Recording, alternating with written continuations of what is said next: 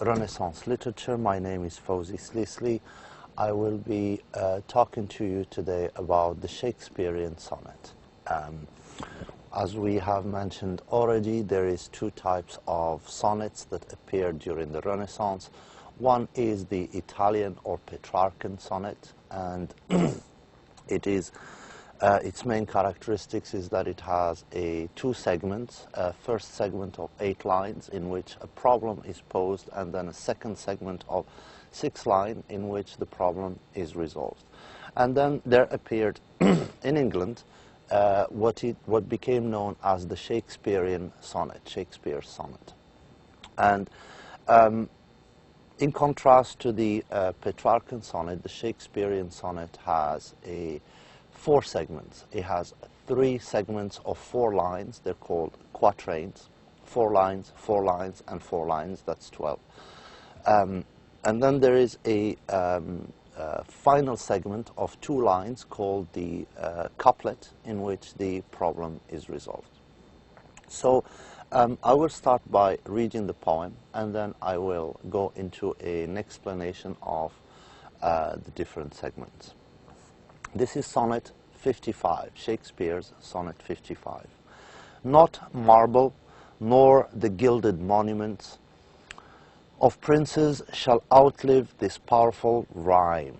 Not marble, nor gilded monuments of princes shall outlive this powerful rhyme. But you shall shine more bright in these contents than unswept stone, besmeared with sluttish time.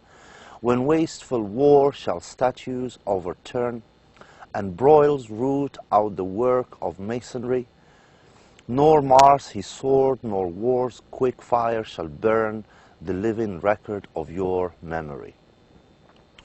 'Gainst death and all oblivious enmity shall you pace forth your praise, shall still find room even in the eyes of all posterity, that wear this world out to the ending doom. So till the judgment that yourself arise, you live in this and dwell in lovers' eyes. Essentially, what Shakespeare says here, and it's clearly a love poem because all sonnets are love poems. He's telling his love that he is going to write a poem about her that will be so strong, so powerful, that it will outlive marble statues and gilded monuments, and will stand the test of time and wars and posterity, and she will live eternally in his poem. So in the first quatrain, which opens with the famous line, "Not marble nor the gilded monuments," the speaker here in Shakespeare's Sonnet 55 begins by proclaiming that his poem is more powerful than marble or gilded monuments. Princes have nothing on poets when it comes to enshrining truth. No marble nor the gilded monuments of princes shall outlive this powerful rhyme, this powerful poem, this powerful sonnet. The poet speaker has faith that his sonnet will outlast any stone statue that is besmeared with sluttish time. So even marble statues and gilded monuments built by princes and kings, they get affected by the passage of time, and they get besmeared, right? Besmeared by time and by age. But his rhyme, his poem, will outlast and outlive all of them and remain for eternity. Marble and stone monuments become mere obscene gestures when compared to the written monuments that contain a true poet's attributes to truth and beauty. The poet knows that truth is soul-inspired, and therefore it is eternal. So we notice here the concept of the idea that developed in the Renaissance of poems as monuments. The poem itself, a poem, it's made up of words that are created by a poet, but those poems represent monuments that are more powerful than marble and gilded monuments built by princes. In the second quatrain, when wasteful war shall statues overturn, when wasteful wars that lay everything to waste, when these wars shall statues overturn, shall overturn statues. Notice also how Shakespeare moves the order of the words in the sentence. Usually we would say, when wasteful war shall overturn statues. That's the natural order. But Shakespeare changes the order of the words, so it becomes, when wasteful war shall statues overturn. So in the second quatrain, the speaker insists that nothing can erase the living record of your memory, which I am enshrining in this poem. The poem's memory is permanent, even though wasteful war might overturn statues and broils root out the work of masonry. The poem is ethereal, and once written, it remains a permanent record written on memory. The living record includes more than just parchment and ink. It's not just paper and ink. It includes the power of thought that is born in each mind. The true seer poet, the true poet, creates that living record in his poems to remind others that truth is indelible. It cannot be erased. It is indelible, it is beautiful and eternal, and cannot be waylaid, even when wasteful war shall statues overturn and broils root out the work of masonry. The third quatrain, which says, gains death and all oblivious enmity, against death, which means against death, and all oblivious enmity. The poem containing truth and beauty is immortal. It is against death. No enemy can ever succeed against that sole truth, as the speaker avers. Your praise shall still find room even in the eyes of all posterity that wear this world out to the ending doom. The poet-speaker, essentially, as the reader has experienced many times before in Shakespeare's sonnets, has the utmost confidence. So the speaker in the poem is overconfident, has the utmost confidence that his poem will be enjoying widespread fame, and that all future generations of readers are what he calls the eyes of all posterity. He's confident that the eyes of all posterity will be reading and studying this poem. The speaker's faith in his own talent is deep and abiding, and he is certain they will continue to remain even in the eyes of all posterity that wear this world out to the ending doom. The final part of the poem is a couplet. These are the two last lines where the poet and the speaker of the poem essentially concludes the poem. And this is the couplet beginning with, so till the judgment that yourself arise, you live in this and dwell in lovers' eyes. The speaker caps his claims by asserting, he ends basically his claim by asserting that in the accounting of the poem, the poetic truth and beauty will exist forever and remain embedded in the vision of future readers. The poem basically, to conclude, the poem basically aims to immortalize the subject meaning his love. The poet aims, and the poem aims to immortalize the subject in verse, in poetry. The poem is meant to impress the subject with the poet's intent, with his talent. The poem shall survive longer than any gold-plated statue, the gilded monuments, that might be erected to a prince or a king, etc. The subject of the poem, probably some winsome beauty that the poet really, really wants, will be portrayed in the poem for all time, etc. Further, the ending basically says that she will be immortalized in the poem until the day of judgment. And she rises from her grave to face the said judgment. So basically that she will be immortalized in his poem until the end of days. And then on the day of judgment, this is according to, you know, the Western Christian Judeo concept of day of judgment, she will arise and face the day of judgment.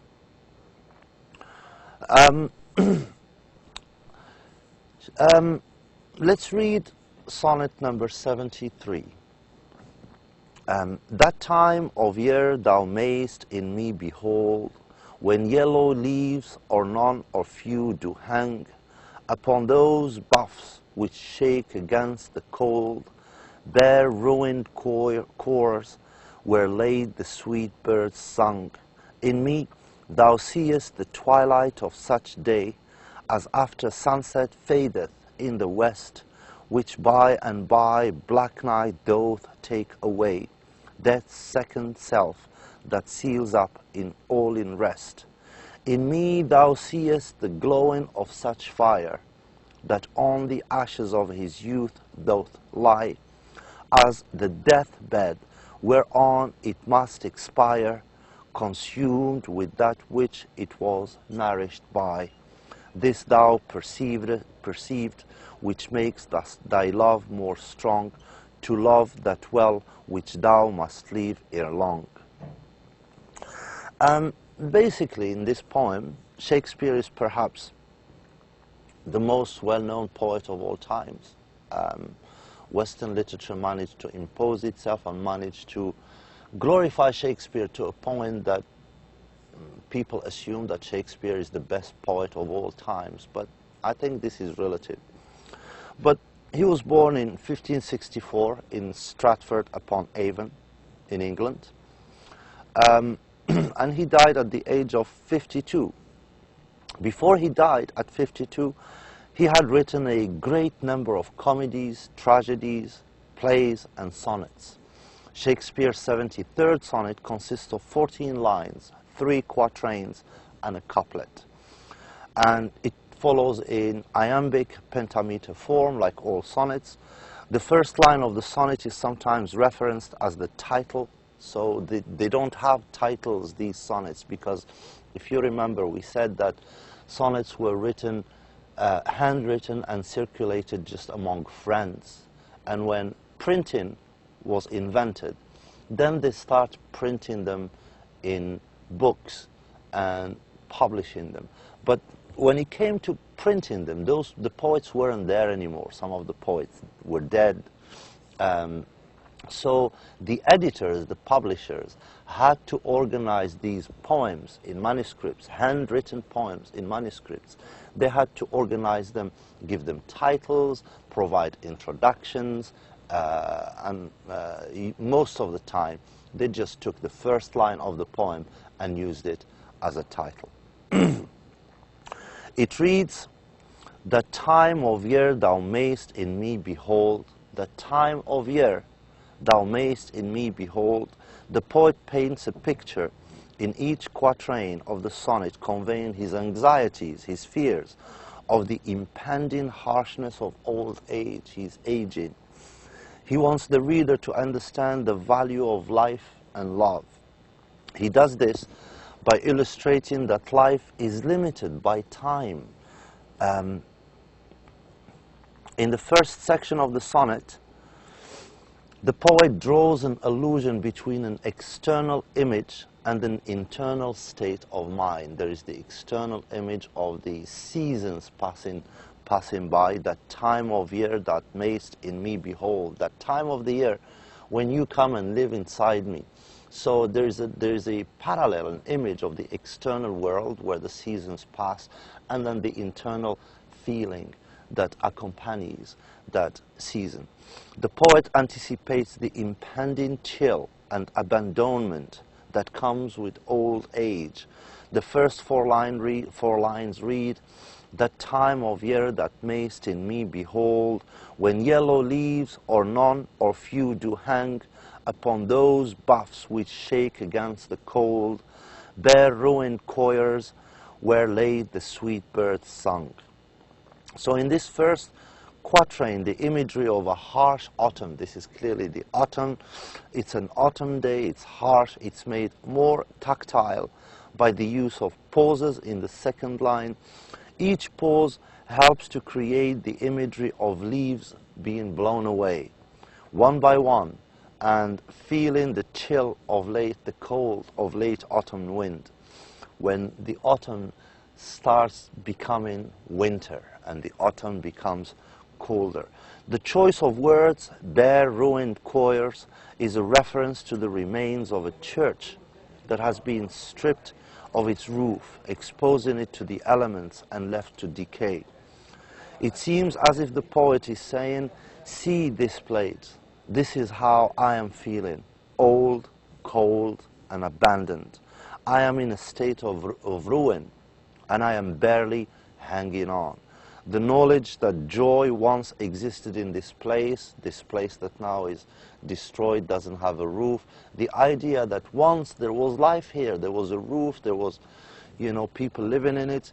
The knowledge that joy once existed in this place, as alluded to by the bird's sweet song, sets the emotional tone, one of sympathetic pity.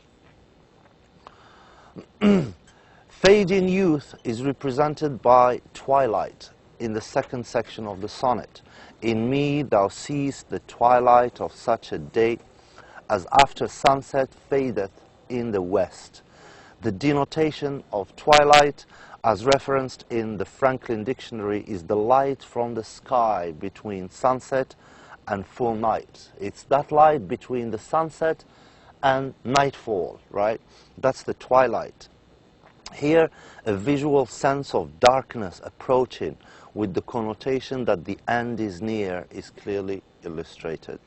Which by and by black night doth take away, death's second self that seals up all in rest. The twilight is rapidly taken away by the black night, figuratively expressed as death's second self. So darkness, blackness of the night is like death's second self. Sleep is often portrayed as a second self of death or death's brother. In the third quatrain of the sonnet, the poet makes it clear by using a different metaphor that his death will be permanent. In me thou seest the glowing of such fire that on the ashes of his youth doth lie as the deathbed whereon it must expire. He uses this simile to imply that the ashes of his youth equate to death. Consumed with that which it was nourished by, the connotation simply stated, life lived is death. The type of sonnets, rhyme schemes that are used in these two poems are basically A, B, A, B, C, D, C, D, E, F, E, F, J, J. This is the Shakespearean rhyme scheme, as opposed to the Petrarchan rhyme scheme, which goes A, B, B, A, B, B, A in the first octave, and then in the sestet, the last 6 lines, the Petrarchan rhyme scheme is C, D, E, C, D, E. The Spenserian poem or the Spenserian rhyme follows a different rhyme scheme, which usually runs as A, B, A, B, B, C, B, C, C, D, C, D, and E, E in the end. The division of the Shakespearean sonnet has 3 quatrains. The quatrain is 4 lines, so that gives you 12 lines, and then a couplet, that's 2 lines, so it gives you a total of 14 lines. The final 2 lines of the poet of the sonnet says, this thou perceivest, which makes thy love more strong, to love well, which thou must leave ere long. These last 2 lines remind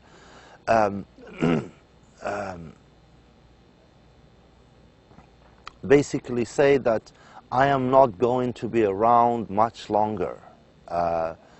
This thou perceivest, which makes thy love more strong, to love well, which thou must leave ere long. Basically, the true message of this sonnet is clearly written in the first line of each quatrain. Shakespeare is like shouting, "Look at me, I am cold, abandoned, and separated. See me, my mortal end is near, I am going to die. See me and know your love for me is strengthened. I beg you to understand." And basically, these two sonnets give us an idea about most of Shakespeare's sonnets are love sonnets. They are addressed to somebody he loves, who we never know who it is. There's no names, there's no, it's never stated who this person is. But it's a love that's expressed in different ways in each sonnet, and each sonnet presents a situation that illustrates this love in relation to nature, in relation to life, in relation to the passage of time, and so on and so forth. I hope you enjoyed these two poems, and I look forward to seeing you in our future lectures. Wassalamu alaikum wa rahmatullahi wa ta'ala wa barakatuh.